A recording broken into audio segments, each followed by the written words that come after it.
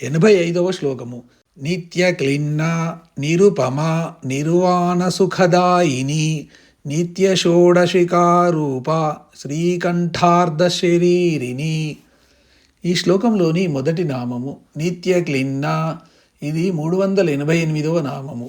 ఇది 4 అక్షరాల నామము. ఈ నామంతో అమ్మవారికి నమస్కరించేటప్పుడు నిత్య క్లిన్నాయై నమః అని చెప్పాలి. నిత్య అంటే ఎల్లప్పుడూ, క్లిన్నా అంటే దయార్ద్రతతో తడుపబడి ఉండునది. అమ్మవారి దాక్షిణ్యానికి అవధులు లేవు. అరుణాం కరుణా తరంగితాక్షీం అని ధ్యాన శ్లోకంలో అమ్మవారి దయాగుణమే మొదట్లో చెప్పబడింది. ఆ దయాగుణానికి సంబంధించినది ఈ నిత్య క్లిన్నా నామము. ఖేదము భిన్నము అయినట్లే స్వేదము స్విన్నము అయినట్లే క్లేదము క్లిన్నము అవుతుంది. అంటే క్లిన్నా అనేది క్లేదానికి పాస్ట్ పార్టిసిపుల్ అన్నమాట. క్లిన్నా అంటే నీళ్లతో తడపబడటము అని అర్థము. అయితే ఇక్కడ నీళ్ళని మనము మామూలుగా వాడుకునే నీళ్ళలాగా అర్థం చేసుకోకూడదు.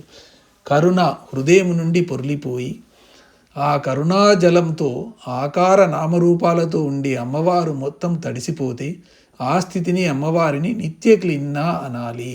నిరుపమ ఇది 389వ నామము.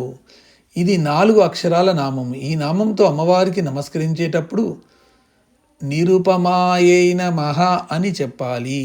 నిర్ ప్లస్ ఉపమ అంటే నిరుపమ, పోల్చి చెప్పుటకు ఉపమానము ఏమీయూ లేనిది అని అర్థము. అమ్మవారికి సంబంధించిన ఏ ఒక్క గుణ సంబంధ విషయానికైనా, రూప సంబంధ విషయానికైనా, బల సామర్థ్య సంబంధ విషయాలకైనా పోలిక చెప్పడానికి ఏమీ లేవు.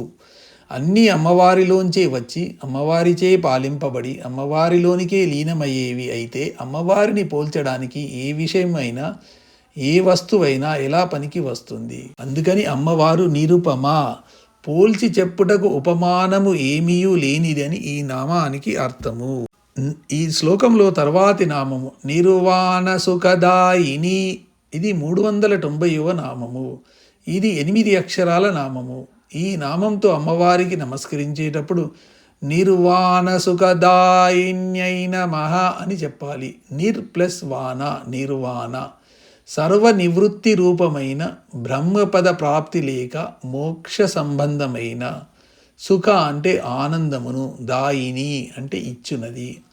ఏ దేవత అయినా ప్రసాదించగల పరిమితమైన తాత్కాలికమైన ఐశ్వర్య భోగాది లౌకిక సుఖాలను, స్వర్గాది సుఖాలనే కాకుండా అనంత ఆనందానుభూతి అయిన మోక్షాన్ని కూడా అనుగ్రహించగలది అమ్మవారు. మోక్షానందాన్ని ప్రసాదించునది అమ్మవారు అని ఈ నామానికి అర్థము. తర్వాతి నామము నిత్య షోడశికారూప. ఇది 391వ నామము. ఇది 8 అక్షరాల నామము.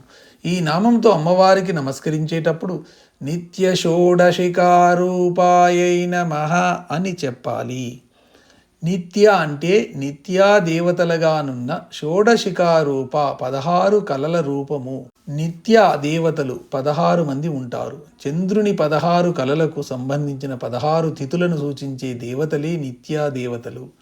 అమ్మవారు షోడశ కళాపు ప్రపూర్ణురాలు కాబట్టి ఈ 16 నిత్యలు అమ్మవారి కాంతి విభూతులే. ఈ నిత్యా దేవతల పేర్లు తిథులతో వాటికి కల సంబంధము ఉంటుంది. 15 తిథులకు సంబంధించిన 15 నిత్యా దేవతల రూపంతో ఉండే 16వ నిత్య పేరు షోడశీ నిత్య అని కూడా అంటారు. నిత్యలలో షోడశీ నిత్య రూపంలో ఉండునది అని కూడా ఈ నామానికి అర్థం చెప్పుకోవచ్చును. 16 నిత్యా దేవతలను తన స్వరూపముగా గలది అని ఈ నామానికి అర్థము. ఈ శ్లోకంలోని చివరి నామం శ్రీకంఠార్ధ శరీరిని. ఇది 392వ నామము. ఇది 8 అక్షరాల నామము. ఈ నామంతో అమ్మవారికి నమస్కరించేటప్పుడు శ్రీకంఠార్ధ శరీరిణ్యై నమః అని చెప్పాలి. శ్రీకంఠ అంటే శివుని, అర్థ సగము, శరీరిని శరీరముగానున్నది.